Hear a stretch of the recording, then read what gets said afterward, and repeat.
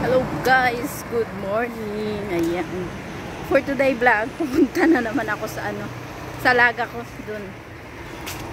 Hindi pa siya kasi nakauwi. Baka ngayong week.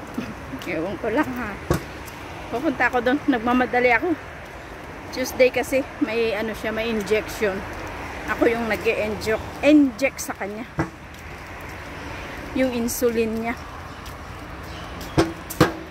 Hinihingal ako, tumakbo ako eh. Gusto ko maabutan ko yung 10 minutes ng paglalakad.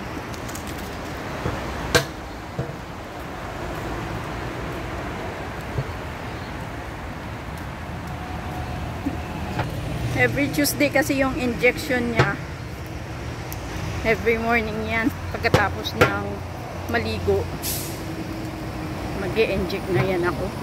Kaya ako, minadali ko na rin pumunta dito. Lapit lang naman. Pero minsan kasi pag akong naglalakad, naaabutan ako ng 15 minutes or 20.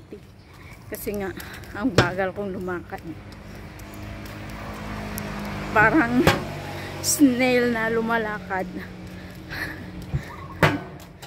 Lapit lang naman. Pero kung ganitong paglalakad ko, nasa 10 minutes lang. Mabilis na paglakad yun. Abot ko yun ng 10 minutes kasi last time yan yung ginawa ko eh. Tinignan ko talaga, diba? Hinihingal talaga ako, tumakbo ako. Mabilis na ako hingalan kasi nga bumalik na yung katawan ko. Tumaba na ako.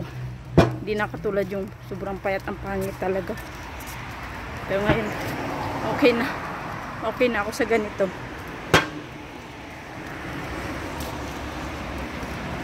Hindi ka tataba, kain, tulog ka lang. Punta dito sa matanda, uupo ka na naman. Yun lang yung duty ko sa kanya.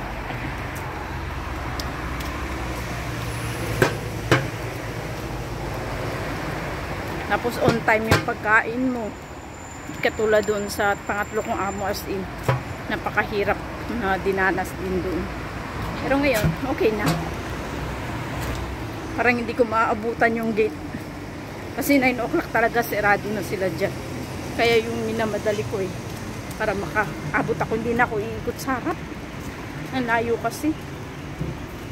Ayan guys, hinihingal na talaga ako. Kaya dito na siguro matatapos na naman ulit ang aking vlog. Bye for now. See you my next vlog. Bye. God bless everyone.